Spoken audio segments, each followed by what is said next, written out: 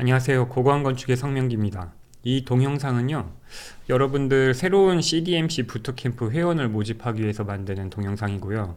그리고 이 화면의 밑에 가시면은 전략 상담하기 버튼을 여러분들에게 누르게끔 하기 위한 일종의 세일즈 비디오라고 보시면 되겠습니다. 솔직하게 말씀드릴게요. 이 CDMC 부트캠프는 2019년부터 있었던 클래스예요. 그래서 이게 갑자기 튀어나온 그런 클래스도 아니고, 제가 시카고에서 10년 동안 SOM에서 일하면서 배웠던 컴퓨테이셔널 디자인 그 테크놀로지를 한국 사람들에게 전파를 하고 싶다는 그 순수한 마음에서 했는데, 어쩌다 보니까 이렇게 좀 오랫동안 하게 됐습니다. 그래서 그때 만들었던 왜 컴퓨테이셔널 디자인을 배워야 하는지에 대해서 1시간 정도의 뭐 웨비나도 했었거든요. 이론 장편을 가지고 했었는데, 그때는 좀 디자인의 역사와 뭐 테크놀로지의 역사 뭐 이런 것도 얘기하고, 건축가가 해결해야 할 3대 과제, 지구온난화 문제, 그 다음에 인구 폭발, 뭐 도시화 문제, 그 다음에 AI 문제, 이런 거에 대해서 우리가 해결을 해야 되는데, 건축 비즈니스는 뭐죠? 이게 테크놀로지의 진보가 없잖아요. 그래서 진짜 문제다 건축이, 뭐 이런 얘기를 했었고, 그 해결 방식으로 컴퓨테이셔널 디자인이 필요하다, 이런 얘기를 1시간 넘게 했었습니다.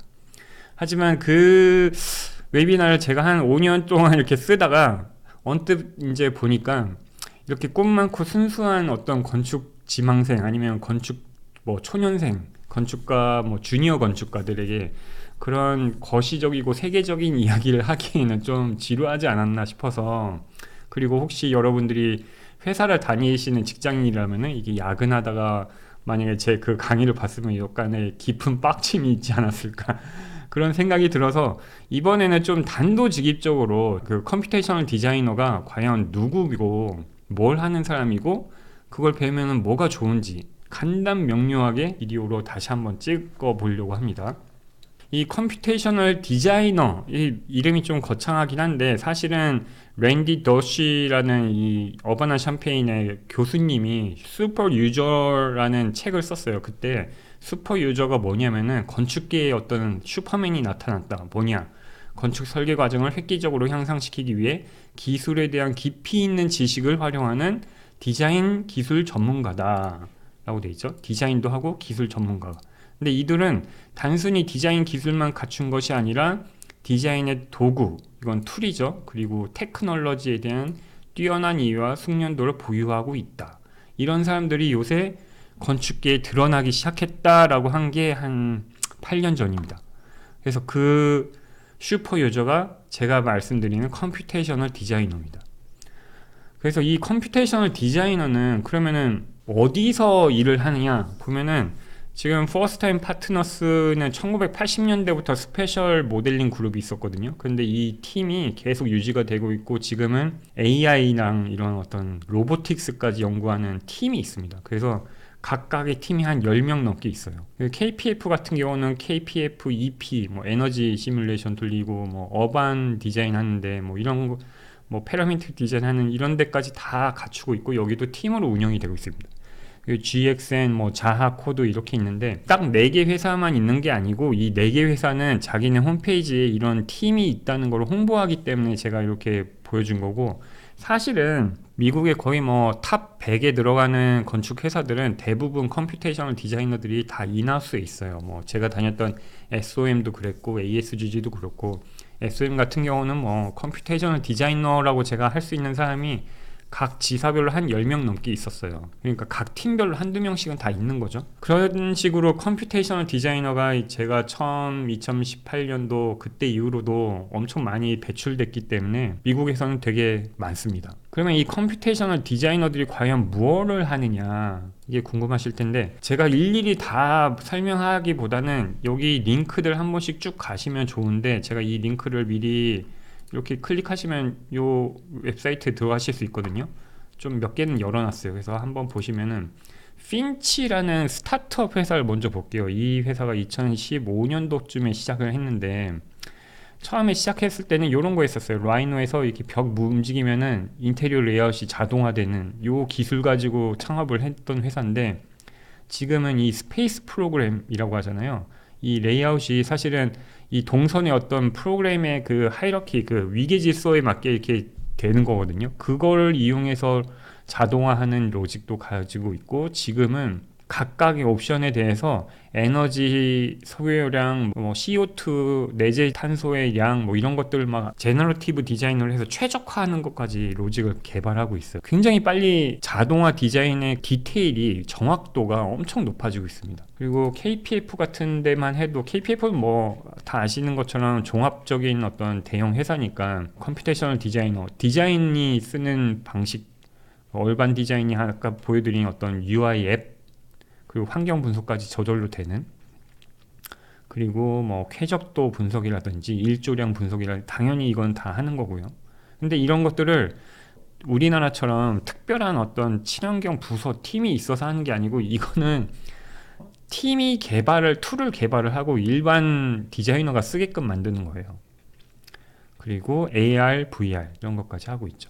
그리고 저는 북유럽에 있는 회사들도 굉장히 좋아하는데, 이제 GXN 같은 회사는 이제 친환경에 정말 진심이에요. 그래서 친환경 전문가들, 건축가들, 엔지니어들, 그리고 그 사람의 어떤 비헤이비어 디자인 있잖아요. 행동 심리학자 뭐 이런 사람들까지 모아놓고 이 친환경에 대해서 엄청 연구를 많이 하고 있습니다.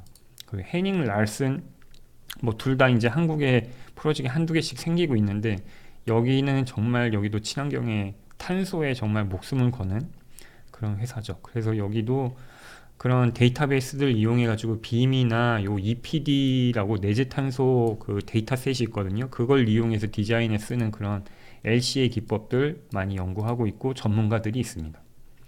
그리고 다시 돌아가시면은 요 밑에 보시면은 24년도 오토데스크 유니버시티에 참 좋은 세션이 많았어요. 어떻게 보면 코로나 이후에 오래간만에 좀 정상화된 AAU였다 보니까 자하디드도 왔고 BIG도 왔고 헤더윅, 뭐 헤르족 디미론 이런 애들이 와서 본인들이 중요하게 생각하는 테크놀로지 리서치를 뭘 하고 있는지, 회사에서 뭘 개발했는지 이렇게 자랑을 좀 했었거든요.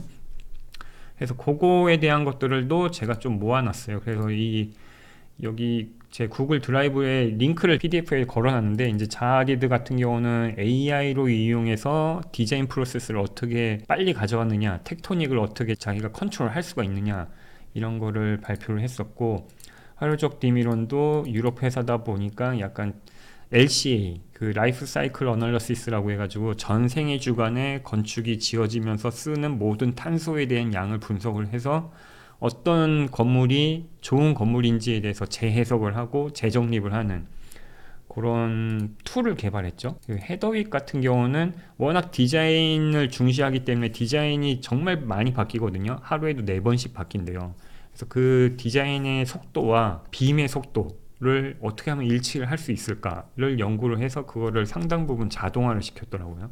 그래서 그런 것들 발표를 했고요. 그리고 BIG에서는 D5 렌더링, 요새 좀 인기가 많죠. 그거를 이용해서 AI까지 보정을 하는 그런 기술들 발표했습니다. 요즘은 예전에 어떤 컴퓨테이셔널 디자인에서 했던 그런 리서치 주제에서 조금 더 어떤 가치 중심으로 나가는 것 같아요. 그리고 AI 중심으로 가고 있는 것. 그래서 이런 것들 모아놨으니까요. 여러분들 관심 있으시면 요 PDF 다운 받으셔서 한번 체크해 보시면은, 아, 컴퓨테이셔널 디자이너가 요즘은 어떤 일들을 하는구나 라고 알 수 있을 겁니다. 이 컴퓨테이셔널 디자이너라고 하면 이제 한국 분들은 되게 좀 오해를 하는 게, 그러면은 이 컴퓨테이셔널 디자인 학과가 있는 겁니까? 아니면은 이것만 쓰는 뭔가 전문 뭐 교육기관이 있는 겁니까? 라고 하는데, 사실은 그렇지 않아요.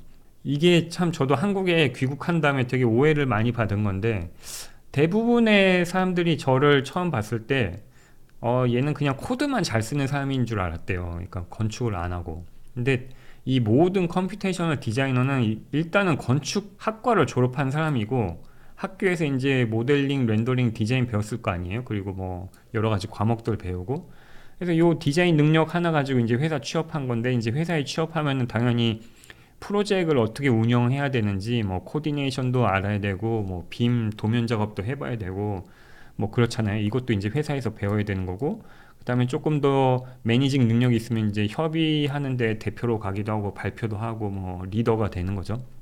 모든 사람들이 일단 건축가로 시작하는 거예요. 그리고 건축 회사에서 이런 것들 배우면서 건축에 대해서 좀 알아가는 단계가 있는 거죠.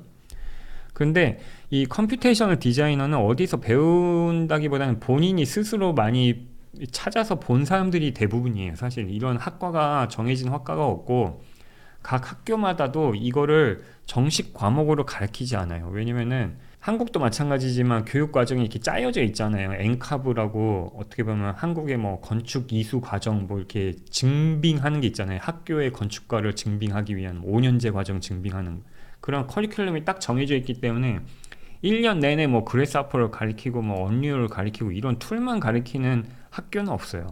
다만 이런 거는 자기가 알아서 배우는 거거든요. 근데 이 컴퓨테이셔널 디자이너들은 예전에는 이거를 그냥 자기가 좋아서 배웠던 애들이에요, 사실은. 그래서 이런 것들을 이제 그래스하퍼도 쓰고 뭐 언리얼도 쓰고 이제 빔을 쓰는데 라이노랑 연동시키기 위해서 이제 인터로퍼러비티도 본인이 배우고 시뮬레이션도 이제 엔지니어들이 돌리는 뭐 환경 시뮬레이션, 스트럭처 시뮬레이션 이런 것들 막 본인이 디자인하는데 막 바쁘니까 자기가 막 돌리고 막 그래요.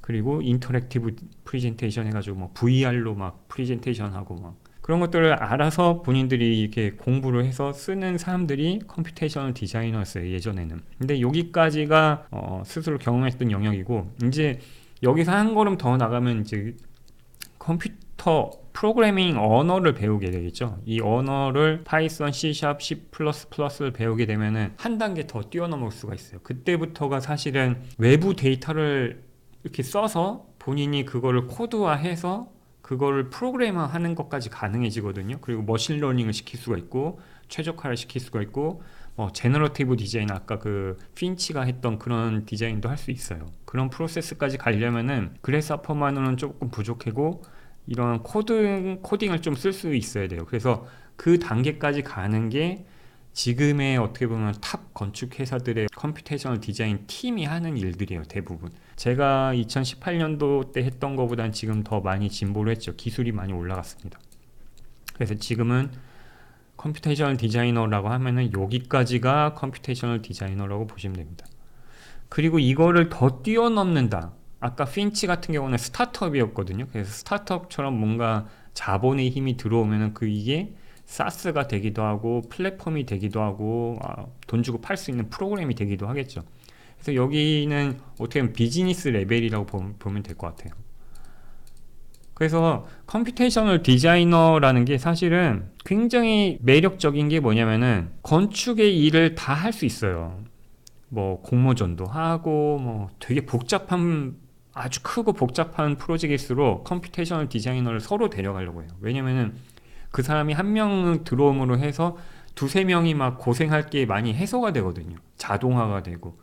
그런 것들 때문에 모든 그 해외 탑 회사들이 컴퓨테이셔널 디자이너를 서로 채용하려고 하는 거예요.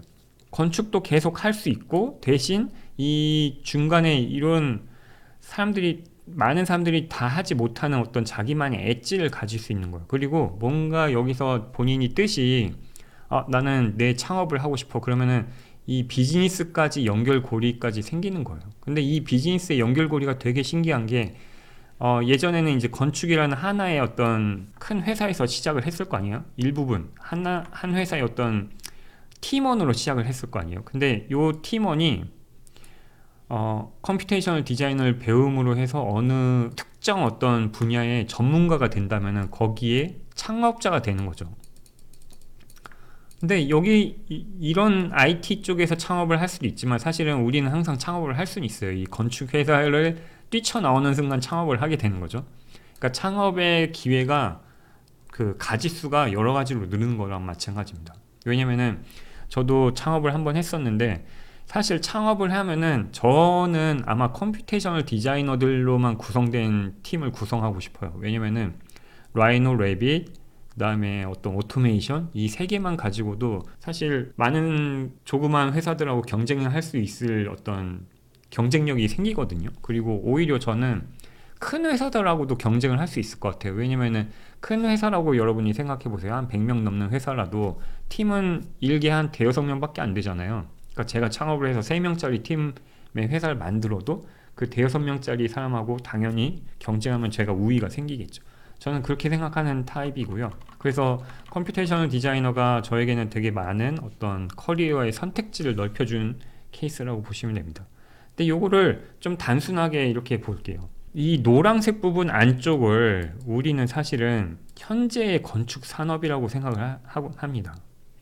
왜냐면은 아직도 라이노를 100% 쓰는 팀이 많지 않고 BIM을 뭐 우리나라는 거의 뭐 이제 쓰기 시작했죠. 쓴 지 몇 년 안 되죠. 그래서 이 윗단계 특히 언리얼, 그래스하퍼, 인터로퍼러빌리티 뭐 이런 걸 쓰는 회사들하고 경쟁하기가 쉽지가 않아요. 왜냐면은 헤더윅 같은 경우는 이 자동화를 너무 많이 했기 때문에 디자인만 신경 쓰면 되거든요, 팀이. 그러니까 약간 그 시간에 할애하는 부분이 완전 달라요. 저희는 노동력 위주의 시간을 할애하게 되고, 이제 이런 기술력이 있는 부분, 그 회사들은 좀 더 가치 위주로, 아니면 디자인 위주로, 아니면 본인들의 브랜딩 위주로 이렇게 시간을 할애하게 되죠. 그래서 기술력과 혁신적인 디자인, 이걸 어떻게 보면은 차별성을 가지고 지금까지도 해외사들이 승승장구를 하고 있는 겁니다.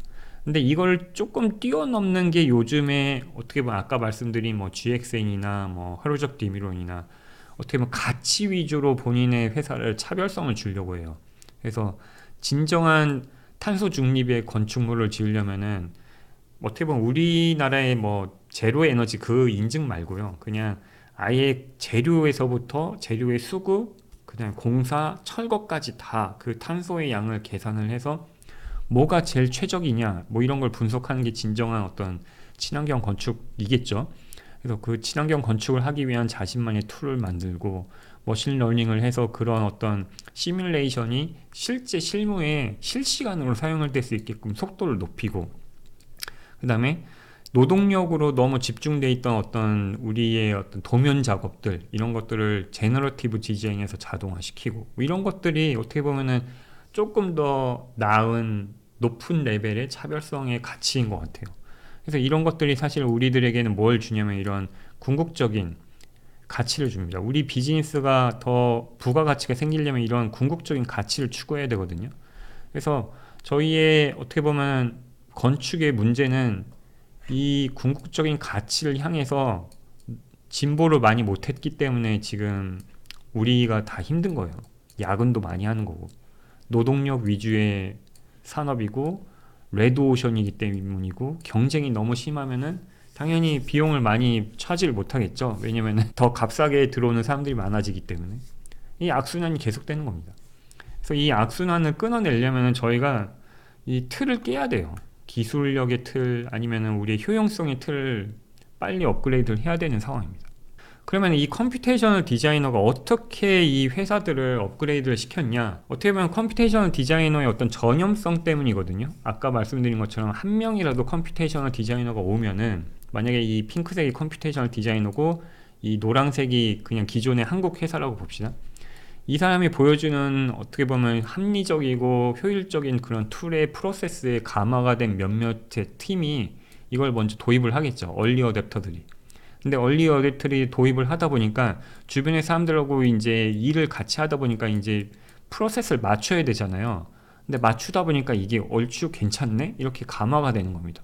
그러면 내부의 팀이 어떻게 보면 그 중에서 한두 명씩 조금씩 뭐 이제 노출이 되면서 컴퓨테이셔널 디자인 프로세스화가 되는 거예요. 그러니까 모두가 다 그래스하퍼 코드나 뭐 파이썬을 다 쓰는 건 아니어도 그 프로세스의 순서와 그 효율성이 달라지는 겁니다. 그래서 이 팀이 감화가 되는 거예요. 그래서 이 팀이 한동안 지속이 된다면 당연히 이 전체가 상당 부분이 한 두세 명, 한 5명 중에 한 두세 명이 이제 컴퓨테이션 디자이너가 되겠죠. 그러면 그때서야 또 다른 새로운 스페셜리스트가 들어오는 거예요. 이제 요즘 같은 경우에 AI 스페셜리스트가 이제 들어오기 시작하겠죠.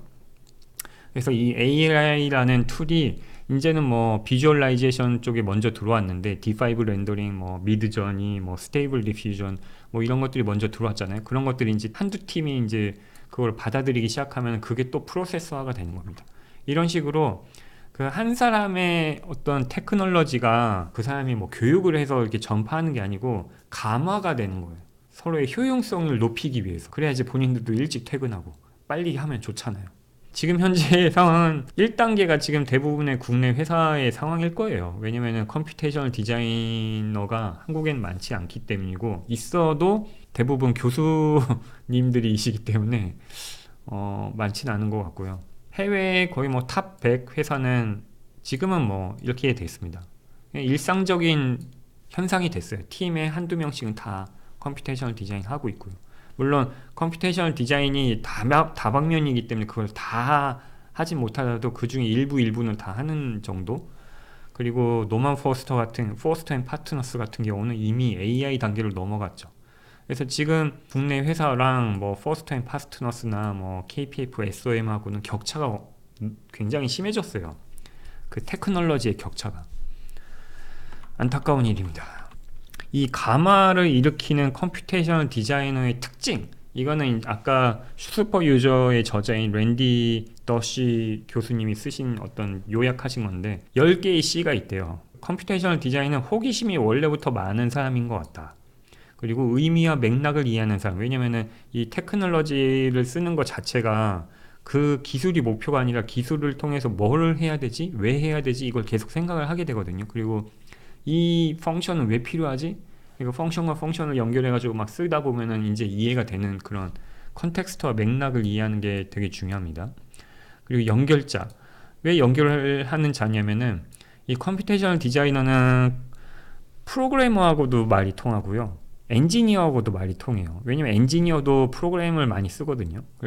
그러니까 다른 분야의 사람들하고 공통 언어가 하나 더 있는 거예요. 그래서 연결을 하는 사람, 그리고 의사 전달 능력이 진짜 뛰어납니다. 왜냐면은 테크놀로지를 이해를 못하는 사람들하고 대화를 해야 되잖아요. 그들한테 설득을 해야 되잖아요. 이 툴은 이런 거야, 이래서 좋아. 근데 이런 거를 알기 쉽게 설명을 하는 게 일상화돼 있어요. 자기만 아는 거를 표현을 못하면은 오타쿠지만 이 표현을 잘하면은 그게 어떻게 보면 감화를 시키는 사람이 되는 거거든요. 그래서 다른 사람들과 협업을 잘 할 수 있는 거고, 끊임없는 창의력, 그게 없었으면 본인이 그 컴퓨테이션 디자이너가 안 됐겠죠. 지속적인 자기개발, 이거는 머스트. 몰입 마스터. 왜냐면은 이거는 당연히 이럴 수밖에 없어요. 왜냐면 어느 정도 레벨이 올라가면은 주변에 나와 같이 공부할 사람이 별로 없어요. 그래서 혼자서 공부하게 돼. 혼자서 공부하고 혼자서 재밌어. 그러니까 몰입을 하는 거에 대해서는 굉장히 마스터가 된 사람들인 것 같고, 컴퓨테이셔널적인 사고방식이라는 게 뭐냐면 이거는 되게 좀 피드백을 잘 받아요. 그러니까 뭔가 컴퓨팅이라는 게 뭔가 인풋이 있고 아웃풋이 있으면은 이 아웃풋이 본인이 원하는 결과가 아니면 다시 이렇게 돌아가거든요. 이걸 피드백이라고 해요. 피드백 룹. 그러니까 컴퓨테이셔널 디자인을 갖고 있는 사람은 항상 시도를 해보고 실패를 하면 다시 고치고, 이게 머릿속에 그냥 딱 박혀 있는 사람이에요. 그래서 뭘 열심히 할 때 그냥 뭔가 엄청난 걸 만들려고 처음부터 노력하지 않고 하나하나씩 실패하고 성공하고 실패하고 성공하고 하면서 이뤄가는 그런 어떤 점진적인 사고방식을 갖고 있는 게 컴퓨테이셔널 디자인 사고방식입니다. 그리고 마지막으로는 컴퓨터 프로그래머인 사람. 근데 여러분 이렇게 10개의 C를 딱 보면은 이 중에서 사실은 하드 스킬은 이거 하나밖에 없어요. 나머지 9개는 사실은 소프트 스킬입니다. 이거는 사람과 사람 간의 관계, 마인드셋의 문제, 생각의 문제지 사실은 여러분들이 막 도저히 못할 건 아니거든요. 그래서 여러분들이 컴퓨테이셔널 디자이너가 만약에 되고 싶으시다, 제가 도와드릴 수 있는 건 이거 10개 다입니다. 왜냐면은 이거는 저희의 부트캠프 프로그램으로 제가 지식을 전달할 수 있고 그 원리부터 제가 다 알려드릴 거예요. 그리고 저희 CDMC 부트캠프는 그냥 따라하기식 부트캠프 강의가 아니에요. 뭔가 이렇게 예제 따라하고 끝나고 뭐 이게 아니거든요. 저희는 물고기를 잡는 방법을 가르치는 게 목적이기 때문에 여러분들이 부트캠프 3개월 동안 하시고 나면은 여러분이 생각하는 뭐든지 간에 빈 캔버스에서 그냥 막 여러분들이 코딩을 할 수 있을 정도까지 가르치는 게 목적이에요. 그리고 이 나머지 9개는 저하고 매주 위클리 세션을 하면서 제가 계속 전달을 할 거예요. 뭐 마인드셋은 어떻고 하루하루를 어떻게 살아야 되고 뭔가 공부를 할 때 어떤 습관을 가져야 되고 뭐 이런 것까지. 근데 이런 얘기들을 계속 하는 게 중요한 게 뭐냐면은 이 한번 공부할 때 되게 재밌고 집중적으로 몰입해서 공부를 해야지 그게 3개월이 알차게 끝나거든요. 근데 만약에 여기서 집중을 못 하시고 만약에 낙오가 되셨다, 그러면은 다시 돌아와서 혼자서 공부를 다시 동기부여해서 공부하시기가 쉽지가 않아요. 그래서 저는 여러분들이 이왕 배우실 거 이 호기심 가지고 맥락을 이해하고 다른 사람들 이 같은 동기들하고 같이 공부도 하고 그리고 자기계발 한번 3개월 빡세게 해보고 뭐 이런 것들을 같이 연습하는 거를 같이 할 겁니다. 그럼 플랫폼을 좀 소개를 해드려야 되는데, 자, 이 플랫폼은 제가 어떻게 만든 거냐면은 제가 가르치는 모든 강의는 제가 예전에 미국에서 했던 이 어마무시한 프로젝트들, 이 세계에서 제일 높은 건물들, 뉴욕에서 제일 이런 건물을 디자인할 때 실제로 썼던 코드를 여러분들에게 강의로 만든 거예요. 강의 버전으로 제가 각색한 거예요. 그래서 제가 일했던 모든 건물들이 약간 비정형이고 어떻게 보면은 시뮬레이션을 엄청 많이 돌렸거든요. 이렇게 모든 지오메트리에 어떻게 보면 시뮬레이션 데이터가 다 있고, 비정형이기 때문에 이 하나하나를 제가 레빗으로 다 옮겨서 라이노에서 레빗으로 옮기고 뭐 이런 어떤 코드의 모든 데이터까지 다 가지고 있는 상황입니다. 그런 것들을 녹여서 여러분들이 손쉽게 이해할 수 있는 커리큘럼으로 만들었다고 보시면 될 것 같고, 제 포트폴리오는 뭐 이렇습니다. 뭐 SOM에서 한 것도 있고 ASGG에서도 한 것도 있고 뭐 그렇습니다. 아무튼 요런 거를 이제 강의로 만든 건데, 여러분 그 플랫폼에 들어오시면 이렇게 생겼어요. 이게 다 안 보이네. 자, 이렇게 조금 열어드릴게요. 자, 왼쪽에 보시면 이제 모듈들이 있는데, 모듈이 19개가 있거든요, 총. 근데 모듈을 이렇게 열고 닫을 수가 있어요. 그래서 하나 이제 열면은 중간에 이제 강의들이 쭉 있습니다. 뭐 30분짜리 강의가 12개 있는 것도 있고, 이제 제가 원리를 가르치는 게 이제 데이터 매니플레이션 요 부분인데, 데이터 매니플레이션 하나, 둘, 세 개가 있습니다. 네 개가 있어요. 이 네 개의 강조가 정말 사악하게 어렵지만, 이거를 여러분들이 빨리 배우고 나면은 그 뒤에 게 너무 재밌어져요. 그래서 요거를 가리키는 게 제일 길인데, 어떤 거는 모듈이 1시간이고 어떤 거는 뭐 3시간짜리도 되고 어떤 거는 2시간 뭐 이렇습니다. 그래서 여러분들이 기본적으로 일주일에 이 모듈 하나 이상은 듣고 오셔야 돼요. 그러니까 순수하게 공부하는 시간이 일주일에 2-3시간은 돼야 되겠죠. 그리고 저희는 숙제도 내드리거든요. 그래서 숙제는 뭐냐면, 여기 보시면은 숙제가 과제라고 이 모듈 안에 이런 거를 직접 만들어 보는 겁니다. 근데 요거에 필요한 뭐 컴포넌트 예시들 이렇게 줬어요. 그래서 요거를 본인들이 요 컴포넌트를 이용해서 짜오는 거예요. 근데 요거 짜는 방법은 저희 강의에서 어느 정도 힌트가 있거든요. 그래서 그걸 계속 생각하면서 짜오시는 게 숙제입니다. 그래서 요거 푸는 게 적어도 1시간은 걸리겠죠. 좀 오래 걸리면 한 2-3시간 걸릴 거예요. 그래서 요걸 풀고 제출을 여기다 업로드해서 하는 겁니다. 그래서 이 강의마다 숙제가 쫙 있어요. 왜냐면은 여러분들 저희가 가르치는 걸 배우실 때는 되게 이해하는 것처럼 머리가 다 이해를 하시거든요. 근데 막상 여러분들이 실제로 할 때는 머릿속에 다시 백지가 돼요. 왜냐면은 사람들이 이해를 했다고 해서 안다고 생각하는데, 할 줄 아는 게 아는 거예요. 행동을 할 수 있는 것과 이해한 거하고는 천지 차이예요. 그래서 숙제를 통해서 여러분들이 실제로 짜보게끔 하는 거를 저희가 하다 보니까 이런 것까지 9주 동안 할 거거든요. 마지막에는 뭐 패널링, 여러분들 좋아하는 뭐 웹피 디자인 하는 것까지 보여드릴 거고, 뭐 이렇게 동영상이 있습니다. 그리고 마지막에는 뭐 물리 엔진을 이용해서 시뮬레이션 돌리는 거, 그리고 머신러닝 하는 거. 그래서 한 절반 정도는 제가 티칭한 거고, 절반 정도는 이다원 강사님이 티칭한 거. 그래서 요거를 저희와 9주 동안 하고 나시면 여러분들은 아까 제가 PDF에서 보여드린 어느 레벨까지 올라오시냐, 핑크색과 노란색 사이에는 올라오시는 겁니다. 그러니까 여러분들이 그 노란색의 한계를 여러분을 넘는 거거든요.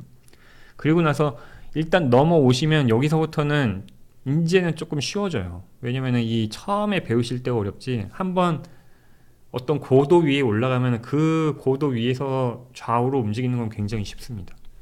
플랫폼에서 또 제가 소개해 드려야 될 게 하나가 있는데, 저희는 이 빌트인 그 커뮤니티가 있어요. 그래서 빌트인 커뮤니티가 어떻게 들어오시냐면, 여기 커뮤니티 이동 요거 누르시면은 여기로 오거든요. 그러면 여기는 저희 CDMC 평생 회원님들만 여기 계시는 거예요. 지금까지 여기 계신 분은 237명인데 사실은 저희가 플랫폼 한번 옮기면서 커뮤니티를 여러 군데로 옮겼어요. 슬랙이었다가 네이버였다가 막 지금 여러 군데 옮기다 보니까 미아가 좀 생겨서 그러는데 한 300명 넘습니다. 실제로 들으신 분들은. 그래서 대부분은 30% 정도는 학생이고, 한 30%는 직장인이고, 한 10%에서 15%가 유학생, 그리고 나머지는 교수님들이라든지 아니면 타 전공, 뭐 인더스트리얼 디자이너라든지 뭐 이런 사람들이 좀 있고요. 그렇게 해서 한 100%라고 보시면 될 것 같고, 대부분의 나이는 한 20대 중반에서 30대 중반 사이라고 보시면 돼요. 그리고 제일 많으신 분은 55세 되신 분도 계셨고 다양한 분들이 들어오십니다. 그래서 되게 재밌어요. 왜냐면은 해외에 있는 분도 계시고 국내에 있는 분도 계시고 뭐 직장인도 계시고 하다 보니까 이게 대화가 끊이지가 않습니다. 다양한 소재가 계속 이렇게 위클리 세션 때마다 참 재밌는데, 아무튼 저희 게시판에는 이제 공지 게시판이 있고 자유 게시판이 있고 이제 Q&A 게시판에 보면은 이런 식으로 스크린샷과 함께 이렇게 질문을 주시면서 이건 뭐예요 저건 뭐예요 할 때 저희가 이제 답변을 이렇게 올리는 걸 볼 수 있습니다. 그리고 위클리 세션은 매 회마다 다 녹음이 돼서 이렇게 구글 드라이버 링크로 공유가 되거든요. 그래서 여러분들이 참석을 못 하더라도 그 다음날 바로 올라가니까요, 다시 복습을 하시면 됩니다. 그리고 모든 이벤트는 이 커뮤니티에서 이렇게 게시가 돼요. 몇 월 며칠 몇 시에 하겠다. 근데 보통 같은 요일에 하거든요. 같은 요일 같은 시간. 근데 그 요일과 시간은 저희가 모집이 끝나면은 바로 정할 건데, 이런 식으로 각 세션마다 뭐 며칠 날 하니까 여기 들어오세요 라고 이 링크까지 이렇게 들어갑니다.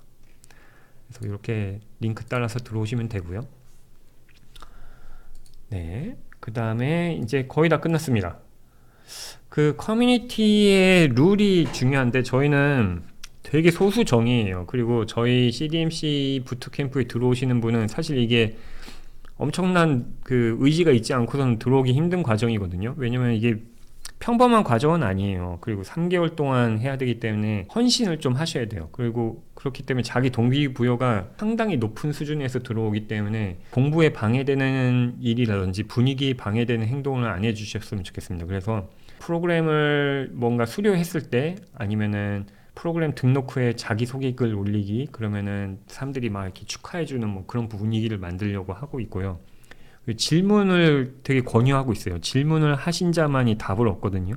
한 번의 질문으로 인생이 바뀌기도 하잖아요. 사실 누구 어떤 멘토에게 어떤 질문을 했을 때 그 사람의 답변으로 하여금 내 인생이 바뀔 수도 있는 거니까. 특히 여러분처럼 커리어를 개발하고 새로운 거에 도전하는 사람일수록 질문을 정말 많이 해야 된다고 생각합니다. 그래서 1, 2, 3을 항상 해주시길 바라고, 위클리 세션은 줌으로 진행하고 위클리 세션은 보통 1시간에서 2시간 정도 합니다. 그래서 질의응답으로 진행되기도 하고 아니면 뭐 추가로 저희가 뭐 별도 강의를 또 하기도 하고, 그런 게 아니라면은 아까 소프트 스킬에 해당되는 마인드셋이라든지 아니면은 공부할 때 어떤 습관이라든지 뭐 이런 것들까지 저희가 뭐 턱 터놓고 얘기를 하고 있고요.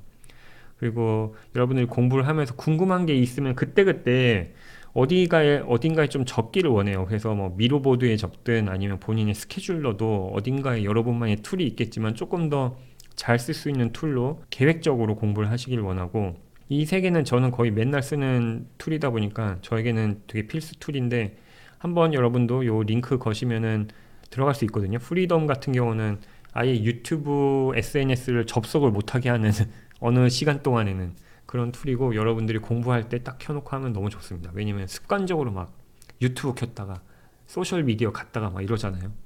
그런 거 안 하기 위해서는 저런 게 필요하고요. 자, 이제 정리를 하겠습니다. 저희가 건축가가 힘든 이유가 뭐 돈을 못 벌고 야근이 많고 하는 거는, 아까 말씀드린 것처럼 저희는 너무 많은 사람들이 작은 파일을 나눠 먹기 위해서 경쟁을 하기 때문이거든요. 근데 이 경쟁에서 내가 좀 디자인 좀 잘하고 싶어 라고 아무리 노력을 해도 이 경쟁이 너무 심하면은, 뭐 이건 생태계도 마찬가지지 않습니까? 숲에서 너무 많은 종자들이 이렇게 좁은 지역에 몰려 살면 영양분을 다 못 먹기 때문에 못 크듯이, 제가 볼 때는 이런 거거든요. 멀리서 보면은 별 차이 없어요. 아무리 커봤자 이 정도고 작아봤자 뭐가 멋있는 디자인인지 모를 정도로 그냥 다 거기서 거긴 게 우리나라의 건축이 아닌가 싶습니다. 근데 이 어떤 한계를 극복할 수 있는 방법은, 여러분들이 좋은 해외 회사를 가든지 아니면 여러분들이 창업을 하든지 아니면은 여러분들의 실력을 키우는 것밖에 없어요. 아까 말씀드린 것처럼 어떤 노란색의 어떤 범위를 넘어서서 핑크색으로 가고 파란색으로 가고, 그 어떻게 보면 한계를 넘을 때마다 어떤 변화가 있냐면은 주변에 경쟁 상대가 없어져요. 굉장히 고요하고 나와 비슷한 수준의, 아니면 내가 정말 같이 공부하고 싶은 몇몇의 사람들밖에 안 남아요. 그때 그 사람들끼리 어떤 협업이라든지 뭐 해카썬이라든지 뭐 커뮤니티라든지 이런 게 생기거든요.